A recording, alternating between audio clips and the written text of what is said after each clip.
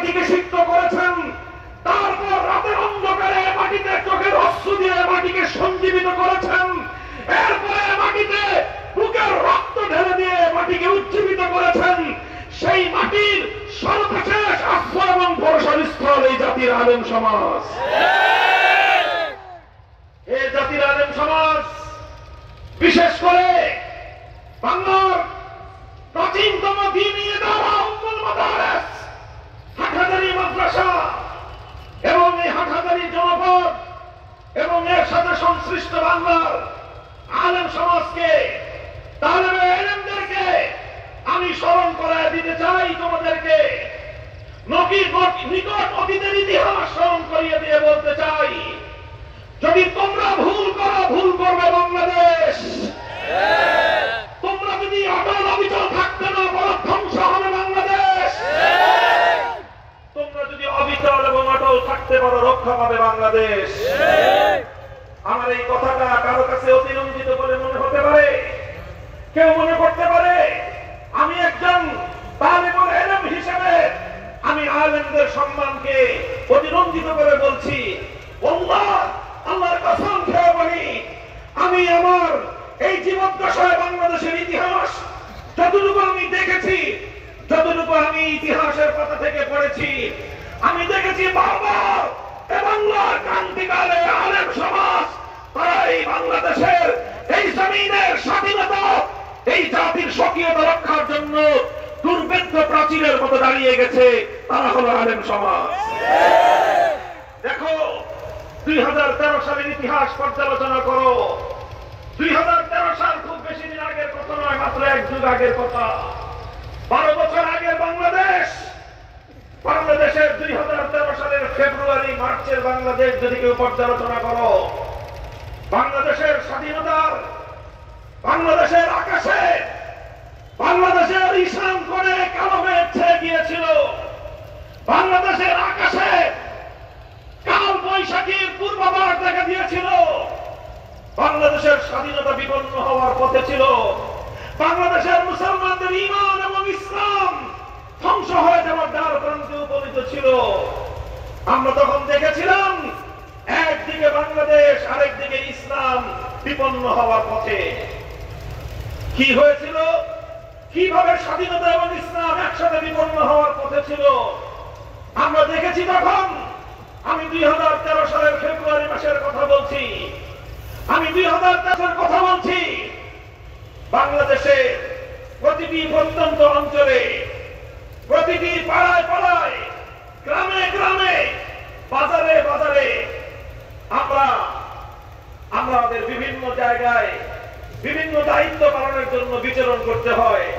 প্রায় প্রতিদিন সন্ধ্যায় দেশের কোন না কোন প্রত্যন্ত অঞ্চলের গ্রামগঞ্জ, শহর নগর দিয়ে আমাদেরকে অতিক্রম করতে হয়। আমরা তখন দেখতাম সন্ধ্যাবেলায় গ্রামের একটা বাজারের ভিতর দিয়ে অতিক্রান্ত হলেও আমরা দেখতাম সন্ধ্যাবেলা মঙ্গল প্রদীপ নিয়ে দাঁড়িয়ে আছে।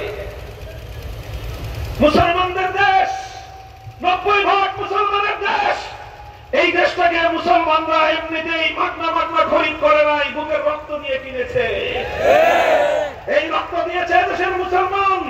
1905 সালে সাম্প্রদায়িক উগ্র রবীন্দ্রনাথ ঠাকুর বাবুদের এই বঙ্গভঙ্গ নামের সাম্প্রদায়িক সহিংস আন্দোলনের বিরুদ্ধে দেশের মুসলমানদেরকে রক্ত দিতে হয়েছে।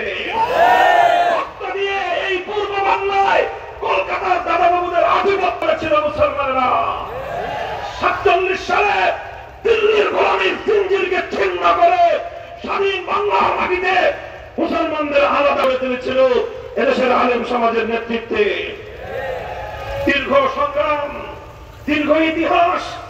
যেই মুসলমানরা একটি মুসলিম জাতিসত্তা গঠন করবার জন্য কখনো পূর্ববঙ্গ, কখনো পূর্ব পাকিস্তান, কখনো বাংলাদেশ নামে ভূখণ্ডকে কখনো মাথার ঘাম দিয়ে, কখনো চোখের অশ্রু দিয়ে, কখনো বুকের রক্ত দিয়ে সিঞ্চিত করেছে, সেই দেশে সন্ধ্যা হতে না হতেই বাজারে বাজারে মঙ্গল প্রদীপ জ্বলে। দেখলে মনে হয় গোটা দেশের 90% যেন হিন্দু। 90% মুসলমানদের দেশটাকে ইসলামী তাহজিব তামাদ্দুনকে ধ্বংস করে তারা হিন্দুয়ানি কালচার বাংলা বিতাড়িত করে দিয়েছিল। বাংলাদেশের নাভি, বাংলার প্রাণ কেন্দ্র, একদিকে পিজি হাসপাতাল, একদিকে বার্ডেন হাসপাতাল, একদিকে জাতীয় জাদুঘর, আর একদিকে ঢাকা বিশ্ববিদ্যালয়।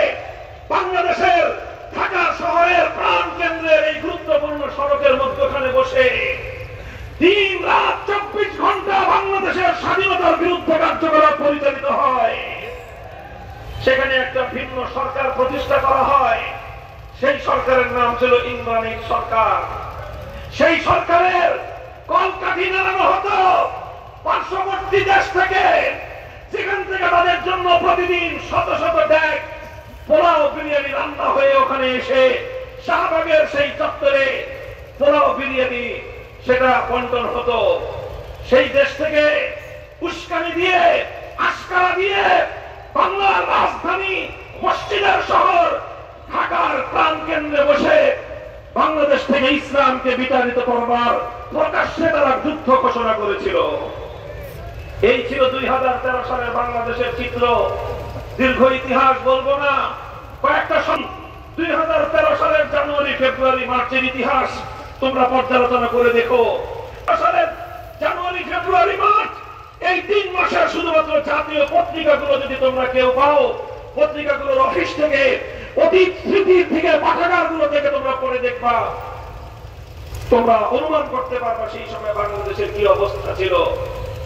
একদিকে শাহবাগ থেকে ইমরানি সরকাররা ঘোষণা করত পতাকা উঠবে, হাজার হাজার শহীদের রক্তে রঞ্জিত লাল সবুজের পতাকা উঠত। শাহবাগ থেকে ইমরানি সরকাররা ঘোষণা করত পতাকা নামবে। তাদের নির্দেশে জাতীয় সংসদ ভবন, সচিবালয়, সমস্ত সরকারি অফিসের পতাকা নেমে যেত। ইমরানি সরকার ঘোষণা দিলে বাংলাদেশের সবচেয়ে গুরুত্বপূর্ণ সরকারি অফিস, আদালতের প্রাণ কেন্দ্র, সচিবালয় থেকে সমস্ত সচিব এবং সরকারি আমলারা রাস্তায় এসে দাঁড়ায় থাকলো লাইন ধরে। কেন দাঁড়াইছেন? বলে যে মানববন্ধন। কে বলেছে? ইমরানি সরকার, সরকারি নির্দেশ, এই জন্য আমরা রাস্তায় দাঁড়ায় আছি। এই ছিল বাংলাদেশ, এই ছিল বাংলাদেশের ইসলামী কালচার। হিন্দুয়ানি সংস্কৃতির দাপটে বাংলা থেকে, বাংলার মাটি থেকে ইসলামী তাহজিব তামাদ্দুন ভুলণ্ঠিত হওয়ার পর্যায়ে ছিল। ওই সময়ে গোটা দেশের প্রতিটি ঘর থেকে রাতের অন্ধকারে ইমানদার নারী পুরুষের গুণগানি আওয়াজ শোনা যেত, আহাজারি শোনা যেত, আত্মচিৎকার শোনা যেত। আল্লাহর কাছে তারা ফরিয়াদ করে বলতো, রব্বানা আখরিজনা মিন হাযিহিল ক্বরিয়াতিজ যালিমি আহলুহা ওয়াজআল লানা মিন লাদুনকা ওয়ালিয়্যান ওয়াজআল লানা মিন লাদুনকা নাসীরা। ওই জনপদের জুলুম থেকে তুমি আমাদেরকে নিষ্কৃতি দাও, হিন্দুত্ববাদের আগ্রাসন থেকে ইমানদারদেরকে তুমি মুক্তি দাও। তুমি একজন নেতা পাঠাও, আবার পাঠাও। গোটা বাংলার রাতের অন্ধকারে মুসলমানদের ঘরগুলোতে এই ফরিয়াদ উচ্চারিত হতো। এই ফরিয়াদ উচ্চারিত হতে হতে সেই ফরিয়াদ আল্লাহর আরশে কবুল হলো। আল্লাহর আরশ থেকে কবুল হওয়ার পর হাটহাজারীর এই মসনদ থেকে ঠিক জাতির দাতা হিসেবে আবির্ভূত হলেন এক মহামানব, নাম ছিল তার শাইখুল ইসলাম আল্লামা মুহাম্মদ শফি। সেখানে বাংলাদেশকে, বাংলার মানুষকে, বাংলার ইসলাম এবং মুসলমানদের ঐতিহ্যকে রক্ষা করবার জন্য হিন্দুত্ববাদের বিরুদ্ধে রণহুঙ্কার দিয়ে ময়দানে নেমেছিলেন একজন মধ্যে মুজাহিদ। সেই মধ্যে মুজাহিদের নাম আল্লামা জুনায়েদ বাবুর নগরী।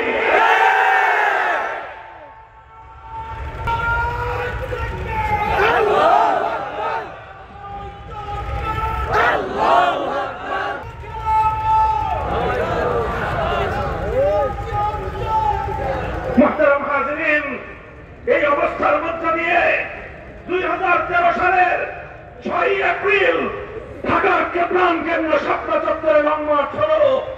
গোটা নাস্তিক পাড়া এই লং মার্চকে রুখে দাঁড়াবার জন্য বাংলাদেশকে অচল করে দিল। ফ্যাসিবাদী শেখ হাসিনার নেতৃত্বে মুরগিতলা শাহরিয়ার কবিরদের দল হেফাজতে ইসলাম বাংলাদেশকে রুখে দেওয়ার শপথ গ্রহণ করলো। শাইখুল ইসলামের সৈনিকেরা, বাংলার মুসলমান সিংহ শার্দুলেরা শপথ নিল, নৌপথ, রেলপথ, রাজপথ অবরোধ করতে পারব, শাপলা চত্বরে হেফাজতের কর্মীদের অগ্রযাত্রা রুখে দিতে পারব না।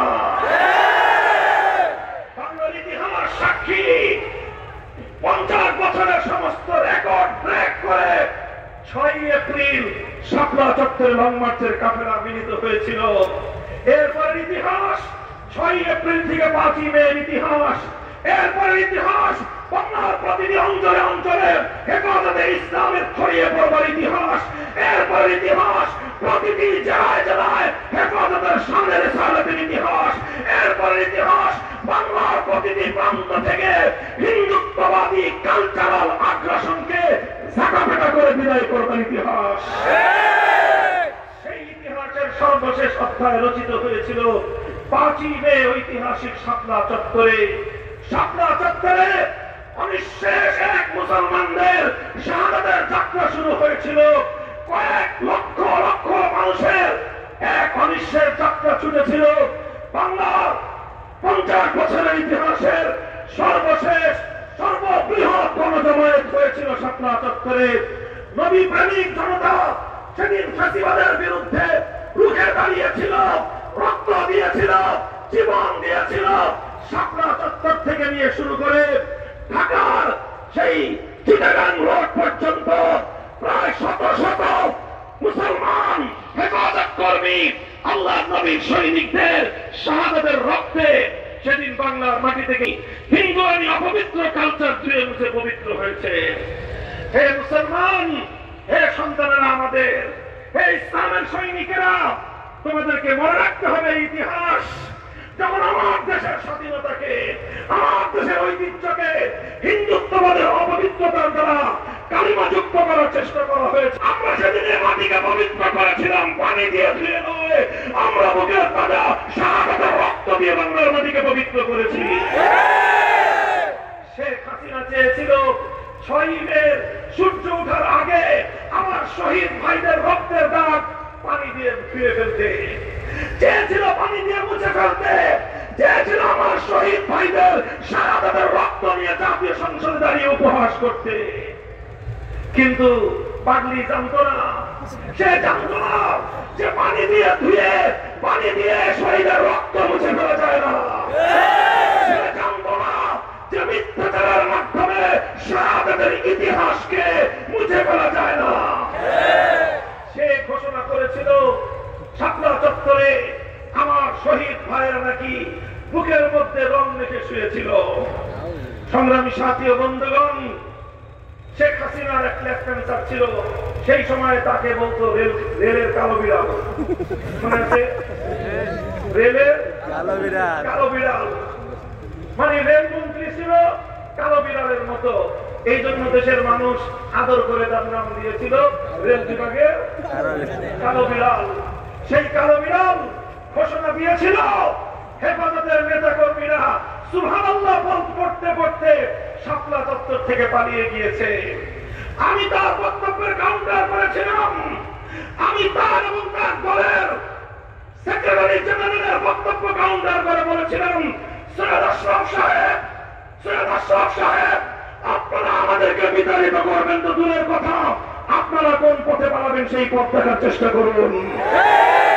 কালো বিড়ালকে রক্ষা করে বলেছিলাম, হে রেলের কালো বিড়াল, হেফাজতের নেতা কর্মীরা সুবহানাল্লাহ পড়তে পড়তে পালিয়ে যায় নাই, বরং তারা সুবহানাল্লাহ আলহামদুলিল্লাহ পড়তে পড়তে বাংলার 56,000 বর্গ মাইলে ছড়িয়ে পড়েছে। বিপ্লবের নতুন ভিত তৈরি হচ্ছে। হেফাজতের নেতা কর্মীরা 13 সালে সারা বাংলাদেশে ছড়িয়ে পড়ে 2024 সালের জুলাই মাসে আবার তারা ঢাকার রাজপথ দখল করেছিল। আমরা বলি এ কথাই, 2024 সালের জুলাই বিপ্লবের ভিত রচিত হয়েছিল 2013 সালের 5 মে। 2013 সালে হেফাজতে ইসলাম শাহাদাতের রক্ত দিয়ে ফ্যাসিবাদের বিরুদ্ধে বিপ্লবের মঞ্চ তৈরি করেছিল। সেই মঞ্চে 2024 জুলাই বিপ্লব সংগঠিত হয়েছে।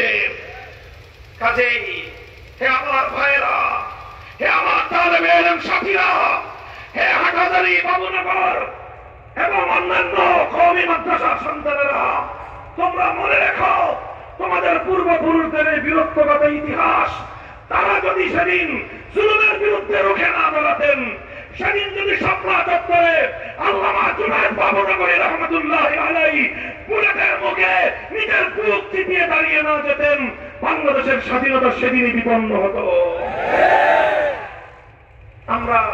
আমি আমার সর্বশেষ যে পয়গামটা তোমাদেরকে দিয়ে যেতে চাই, আমি বলছি, হে আলেম সমাজ, আমাদের ত্যাগ এবং কোরবানির মাধ্যমে আল্লাহ পাক রব্বুল আলামিন আমাদের ইজ্জত দিকে রেখেছেন। মনে রাখো, আমরা যতদিন অন্যায়ের সঙ্গে নিরপেক্ষ থাকবো, আমরা যতদিন হকের ঝান্ডা নিয়ে সামনে অগ্রসর হব, ইজ্জত আর সম্মান এসে আমাদের পদচুম্বন করবে। নাহনু কওমুন আ'আজ্জানাল্লাহু বিল ইসলাম, আমরা সেই জাতি আল্লাহ পাক রব্বুল আলামিন যাদেরকে ইজ্জত এবং সম্মান দিয়েছেন ইসলামের মাধ্যমে। আমি আপনাদেরকে বলি, হাসান বসরি রাহমাতুল্লাহি আলাইহির যে উক্তির সামনে উল্লেখ করলাম, সেই উক্তির মাধ্যমে প্রমাণ হয় উলামায়ে কেরাম স্বতন্ত্র স্বকীয় অবস্থান নিয়ে রাজনীতিতে আপনারা করে দাঁড়িয়ে যান। অন্য কারো এজেন্ডা বাস্তবায়নের জন্য উলামায়ে কেরামের ইলম এবং জুবান যেন ব্যবহার না হয়, সেই ব্যাপারে আলেম সমাজকে সর্বপ্রথম সোচ্চার থাকতে হবে। আমরা অন্যায়ের বিরুদ্ধাচরণ করি, আমরা আমাদের ইতিহাস সকল বাতিলের মোকাবেলা করি। আমরা আমাদের উলামায়ে দেওবন্দের ইতিহাস, বাতিল যখন যে আকৃতিতে মাথা চাড়া দিয়ে উঠে, আমরা তখন সেই বাতিলের মোকাবেলা করার জন্য রাজপথে নামি। কথা ঠিক না বেঠিক? আমাদের বর্তমান আমির হেফাজত, বাংলার আলেমকুল শিরোমণি আল্লামা শাহ মহিবুল্লাহ বাবুনগরী বর্তমান সময়ের সকল বাতিলের মোকাবেলায় নিরপেক্ষ ভূমিকা পালন করে চলেছেন। আল্লামা জুনায়েদ বাবুনগরীর প্রধান হাতিয়ার হিসাবে, তার প্রধান সৈনিক হিসাবে সালিম শাহী ফ্যাসিবাদী শেখ হাসিনা মামুনুল হককে চিহ্নিত করেছিল। আমি তার টার্গেট ছিলাম না, তার টার্গেট ছিল আল্লামা জুনায়েদ বাবুনগরী। তিনি জুনায়েদ বাবুনগরীর হাতকে দুর্বল করতে চেয়েছিলেন, তিনি জুনায়েদ বাবুনগরীর সংগ্রামকে ব্যর্থ করে দিতে চেয়েছিলেন। তিনি মনে করেছিলেন মামুনুল হক জুনায়েদ বাবুনগরীর সৈনিক, মামুনুল হককে তোমরা অচল করে দাও, জুনায়েদ বাবুনগরী অচল হয়ে যাবে। আল্লামা জুনায়েদ বাবুনগরীর ভয়ে শেখ হাসিনা প্রতিটি মুহূর্তে শঙ্কিত থাকত। এই জন্য আমি মনে করি, এবং এটা আমি বারবার বলে আসছি, শেখ হাসিনা অন্যায় ভাবে, ষড়যন্ত্রমূলক ভাবে সে তার শত্রুকে চিহ্নিত করে সর্বপ্রথম আল্লামা আহমদ শফী রহমতুল্লাহ আলাইহিকে তারা শহীদ করেছে। তাকে শহীদ করে সেই শাহাদাতের দায়ভার চাপিয়ে দিতে চেয়েছে আল্লামা জুনায়েদ বাবুনগরীর উপর। এরপরে যখন দেখেছে এটা দিয়ে তার কাজ হয় নাই, আল্লামা জুনায়েদ বাবুনগরী রহমতুল্লাহ আলাইহিকে ষড়যন্ত্রমূলক ভাবে তাকে হত্যা করেছে, শহীদ করেছে। শহীদে ইসলাম আল্লামা জুনায়েদ বাবুনগরী রহমতুল্লাহ আলাইহি চলে গেছেন। আমাকে যারা জুনায়েদ বাবুনগরীর সৈনিক মনে করত, আমি সেই ইসলাম বিদ্বেষী চক্রের সামনে স্পষ্ট ঘোষণা দিতে চাই, আল্লামা জুনায়েদ বাবুনগরী চলে গেছেন, মহিবুল্লাহ বাবুনগরী আছে। মামুনুল হক যেরকম জুনায়েদ বাবুনগরীর দক্ষিণ হস্ত ছিল, মামুনুল হক আল্লামা মহিবুল্লাহ বাবুনগরীর সৈনিক হিসেবে ভূমিকা পালন করে যাবে।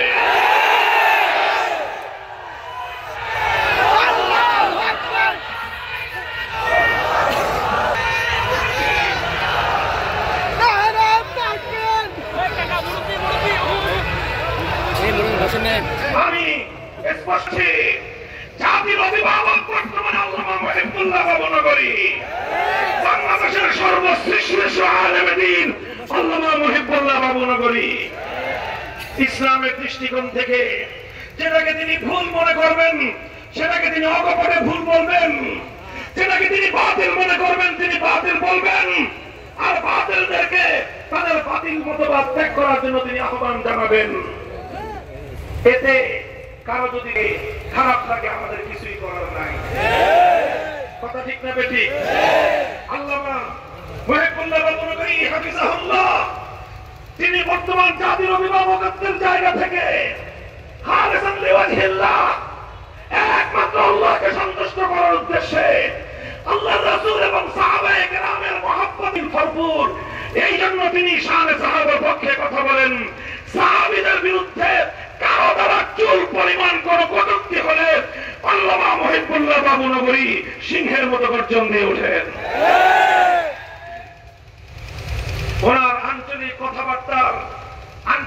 মার, এই সকল মার পেছে কেউ যদি ওনার এই বক্তব্যকে, ওনার ব্যক্তিত্বকে, ওনার নেতৃত্বকে প্রশ্নবিদ্ধ করতে চাও, আমার স্পষ্ট ঘোষণা, আমাদের সঙ্গে প্রথমে মোকাবেলা করতে হবে। 2 নম্বর কথা, আল্লামা মুহিবুল্লাহ বাবুনগরী কাউকে খুশি করার জন্য কারো বিরুদ্ধে কথা বলেন না। খুশি করতে চান একমাত্র কাকে? চিৎকার করে বলে একমাত্র কাকে? আল্লাহকে খুশি করা তার মাকসাদ, আল্লাহর রাসূলকে খুশি করা তার মাকসাদ। এই জন্য তিনি শানে রিসালাতের কথা বলেন, এই জন্য তিনি শানে সাহাবার কথা বলেন। আল্লাহকে খুশি করার জন্য শানে রিসালাত, রাসূলকে খুশি করার জন্য শানে সাহাবা, এটাই হলো মুহিবুল্লাহ বাবুনগরী। তবে অনেকে আছেন যারা কোন ক্ষমতাবান, বর্তমান ক্ষমতাবান অথবা অতীত ক্ষমতাবান অথবা সম্ভাব্য ক্ষমতাবানদেরকে খুশি করার জন্য ইসলামী এজেন্ডাকে আপনার রাজনীতির মাঠে নিয়ে আসেন। আমি তাদেরকে সতর্ক করব, খবরদার, ইসলামের কথা ইসলামের স্বার্থে বলবেন। ইসলামের কথা কোন বাতিল মতবাদের সমর্থনের জন্য বলবেন না। যদি বলেন, রাজপথে আপনারা আমাদেরকে আপনাদের প্রতিপক্ষ হিসেবে পাবেন। মুহতারাম হাজিরিন, আমি আমার কথা সমাপ্ত করব। আখেরি পয়গাম আমার মদিনার সর্বশেষ পয়গাম। মদিনায় আল্লাহ নবী মদিনার সনদের মাধ্যমে একটা নতুন রাষ্ট্রের সূচনা করেছিলেন। আপনারা জানেন? জানেন? কথা বলেন না কেন? মদিনা সনদের মাধ্যমে একটা নতুন রাষ্ট্রের সূচনা করেছিলেন। 3টা জাতি বসবাস করত, মুসলিম, ইহুদি আর হলো মুশরিক এবং পৌত্তলিক। 3 জাতির মধ্যে চুক্তি হয়েছিল, শান্তি চুক্তি। কেউ কারো বিরুদ্ধে যুদ্ধ করবে না, কেউ কারো বিরুদ্ধে শত্রুকে সাহায্য করবে না, কেউ কারো বিরুদ্ধে উস্কানি দিবে না। সর্বপ্রথম এই চুক্তি ভঙ্গ হয়েছিল ইহুদি গোত্র বনু কাইনুকার মাধ্যমে। ঘটনা সিরাতের কিতাবের মধ্যে, ইতিহাসের কিতাবের মধ্যে বিস্তারিত লেখা হয় যে একজন মুসলিম নারী, সম্ভ্রান্ত মুসলিম নারী বাজারে গিয়েছে পণ্য খরিদ করতে। বাজারে বসে তিনি কোন একটা দোকানদারের পণ্য, কোন গম, জব অথবা খেজুর দেখতেছিলেন। পেছন থেকে এক ইহুদি, দুষ্ট এক ইহুদি, চরিত্রহীন এক লম্পট ইহুদি এসে সেই মুসলিম সম্ভ্রান্ত নারীর কাপড়, পরিধেয় বস্ত্র, সেই বস্ত্রের যে ইজার অর্থাৎ নিম্নাঙ্গে পরিধেয় বস্ত্র, যেটাকে আমরা বর্তমানে আমাদের বাংলার আঞ্চলিক ভাষায় কোথাও পেটিকোট বলা হয়, ছায়া বলা হয়, এই জাতীয় কাপড় মদিনার নারীরা পরতেন। ওনার নিচের কাপড়টাকে পেছন দিক দিয়ে কাটা দিয়ে ওনার পিঠের সাথে যে কাপড় পরিহিত উপরের জামা, সেই জামার সাথে আটকে দিয়েছে। দুষ্টমি করলো, ষড়যন্ত্র করলো, একজন মুসলিম নারীর ইজ্জত নিয়ে সে ছিনিমিনি খেললো। মুসলিম নারী বিষয়টা বুঝতে পারেন নাই, এটা হয়েছে তার অবচেতনে।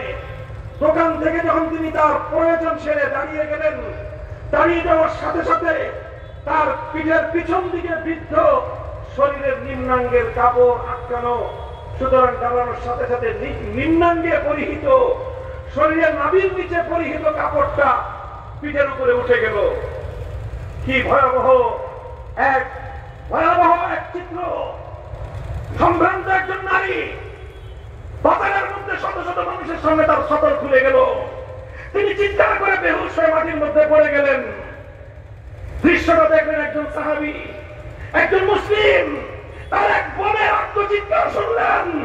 মুসলমান সমাজের সামনে তাদের এক নারীর ইজ্জত সম্ভ্রমের উপর এক দুরাচার ইহুদির এইভাবে ষড়যন্ত্র করতে দেখলো। দেখার পরে কি করলো তারা? বিলোপ হয়ে বসেছিলেন। কি করলেন? নিশ্চুপ হয়ে বসেছিলেন না দেন দরবার করবেন সে অপেক্ষা করলেন না, কোনো কিছু করেন নাই। তিনি দেখেছেন কোন ইহুদি এই ষড়যন্ত্র করেছিল। ওই ইহুদিরা মুসলিম নারীর অসম্মান দেখে অট্টহাসিতে ফেটে পড়লো। হাতে তালি মেরে মেরে তারা আনন্দ উল্লাস করতে লাগলো।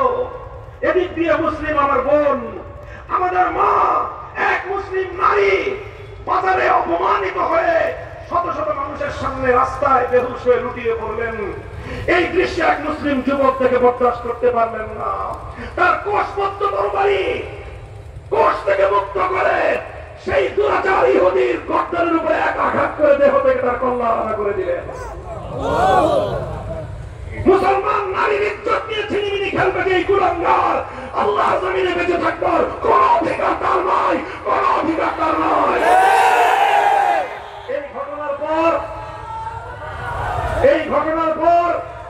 এই ঘটনার পর সঙ্গে সঙ্গে পাল্টা আরেক ইহুদি সেই মুসলিম যুবকের উপর আক্রমণ করলো।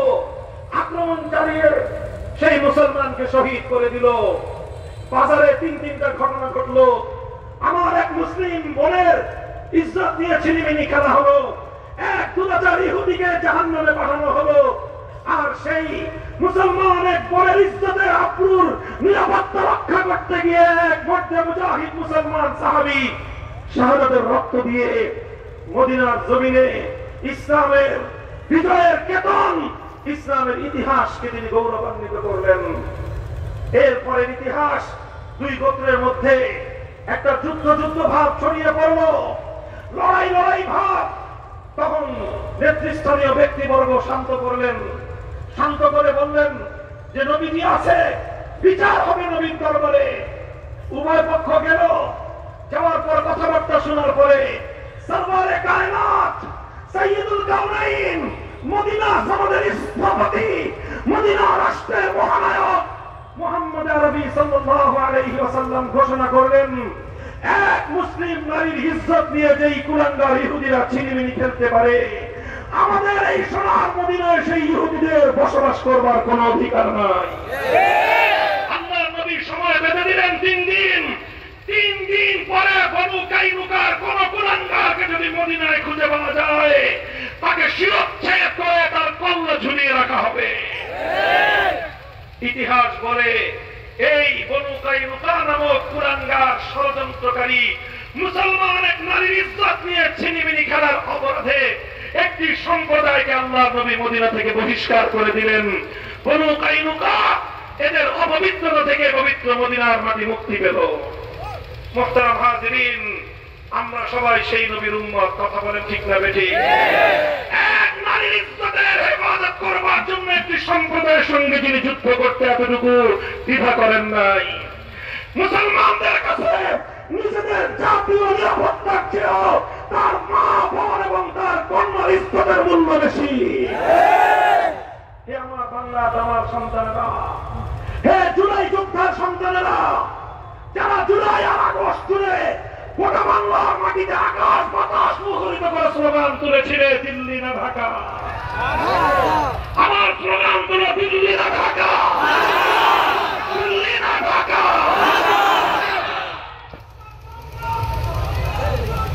মুহতারাম হাজিরিন, আজ আমরা বলতে চাই, হে মুসলমান বাবারা, হে মুসলিম ভাইয়েরা, হে মুসলিম যুবক সন্তানেরা, আজ তোমার এই বাংলার মাটিতে শহীদ সাইফুল ইসলাম আলিফের রক্তের দাগ এখনো তোমাদের চট্টগ্রাম থেকে মুছে যায়নি।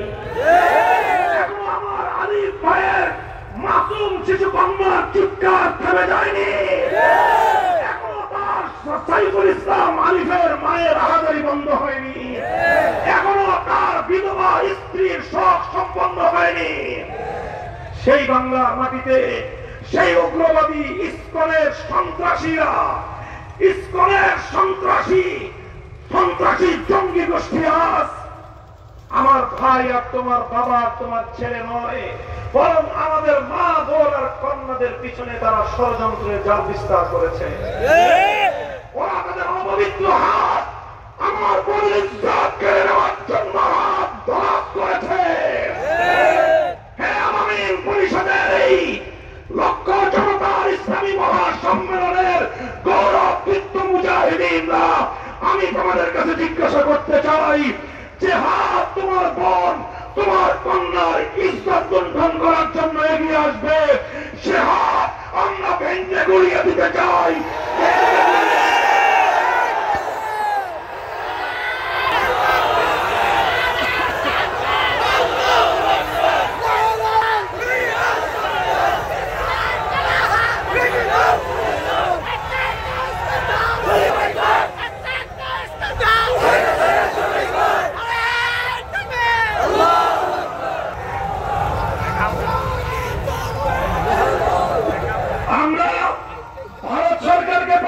দিয়ে দিতে চাই, তোমার সেবাদাসী কৃতদাসী শেখ হাসিনাকে দিয়ে বাংলার তাওহীদি জনতাকে তুমি দাবায় রাখতে পারো নাই।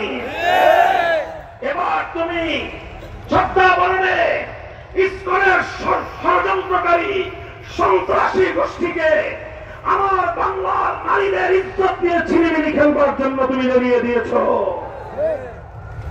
আমরা হুঁশিয়ার করে দিতে চাই, বাংলাদেশ সরকারকে বলতে চাই, আরিফ হত্যাকাণ্ডের জন্য ইসকনকে যথাযথ উপায়ে কাঠ গড়ায় দাঁড় করিয়ে বিচার করে ওদেরকে নিষিদ্ধ এখনো করেন নাই আপনারা।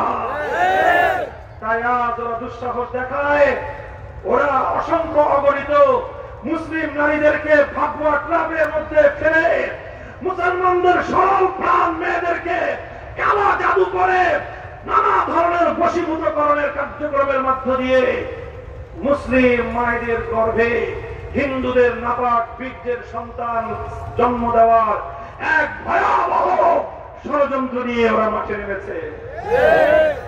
মুসলমান, আমরা এখনো যদি ঘুমিয়ে থাকি, আরে কোন কন্যার যখন ইজ্জতের নিরাপত্তা থাকে না, কোন বোনের ইজ্জত যখন লুণ্ঠিত হয়, কোন মায়ের ইজ্জতের উপর যখন কোন সন্ত্রাসী হাত বাড়ায়, মায়ের সন্তান হিসেবে, বোনের ভাই হিসেবে, কন্যার বাবা হিসেবে বেঁচে থাকার চেয়ে মরে যাওয়া অনেক ভালো। মরতে না পারলে কচু গাছে বড় বলি দেওয়া দরকার। আমরা শপথ নিতে চাই, আর কোন মায়ের ইজ্জত লুণ্ঠিত হতে দেব না, আর কোন আমার বোনকে ট্র্যাপে ফেলতে আমরা দেব না। আমার কোন কন্যার ইজ্জত দিয়ে যদি ছিনিমিনি খেলা হয়, টেকনাফ থেকে তেতুলিয়া বিদ্রোহের আগুন জ্বলবে, আগুন জ্বলবে, আগুন জ্বলবে।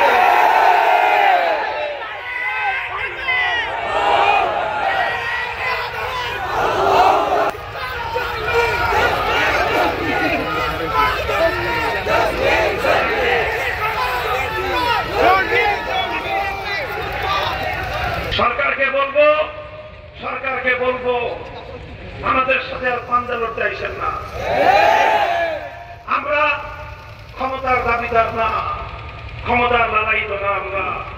আমরা চাই আমাদের পূর্বপুরুষদের ঘাম, অশ্রু আর রক্তের বিনিময়ে কেনা এই স্বাধীন মাটিতে ইসলামের পতাকা সমর্থন করতে।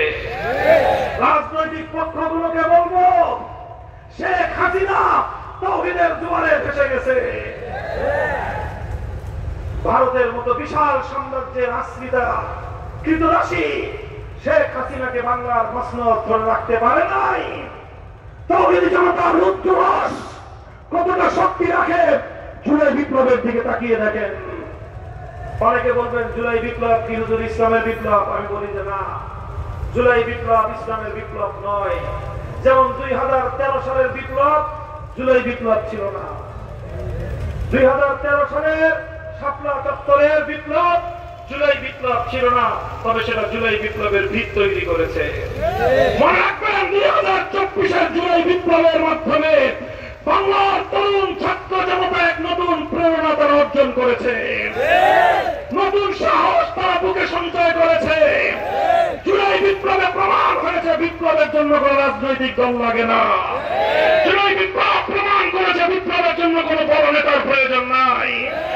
বিপ্লবের জন্য প্রয়োজন একদল বিপ্লবী সাহসী উদ্যমী তরুণ জনতার প্রয়োজন। আমরা বাংলার মাটিতে নতুন স্লোগান তুলতে চাই। বাংলার মানুষ অনেক রকম বাংলাদেশ দেখেছো, আমরা একবার সোনার বাংলাদেশ দেখেছি, স্বর্ণ কিছুই খুঁজে পাই নাই। নতুন বাংলাদেশ দেখেছি, পুরাতন বস্তা পচা ছাড়া আর কিছুই পাই নাই। সবুজ বাংলাদেশ দেখেছি, ধূসর মরুভূমি ছাড়া কিছুই দেখি নাই। ডিজিটাল বাংলাদেশ দেখেছি, বাংলার পানি থেকে কোটি কোটি ডলার পাচার করে বেগম পাড়া গড়া ছাড়া আর কোন ডিজিটাল আমরা কোনো কিছুর উন্নতি দেখি নাই। সোনার কাছাস নতুন বাংলাদেশ দেখা শেষ, সবুজ বাংলাদেশ দেখা শেষ, ডিজিটাল বাংলাদেশ দেখা শেষ। এবারে বাংলাদেশ হবে বাংলাদেশ।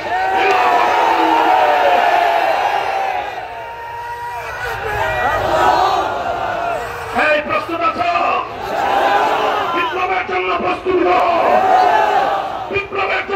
থেকে প্রস্তুত করো, খোদা দরবারে অস্ত্র ছেড়ে ফরিয়াদ করো, ঘাম ঝরানো মেহনতের শ্রম দাও, বুকের মধ্যে সাহস সঞ্চয় করো। এ মাটি আমার পূর্বপুরুষরা আজাদ করেছে, এ মাটির চূড়ান্ত গন্তব্য হবে সোনার মদিনার ইসলাম। ইনশাআল্লাহ আল্লাহ পাক রব্বুল আলামিন কবুল করেন। আমাদের পূর্বপুরুষদের কবরগুলোকে আল্লাহ পাক জান্নাতের নিয়ামতের দ্বারা, রহমতের বৃষ্টি দ্বারা সিঞ্চিত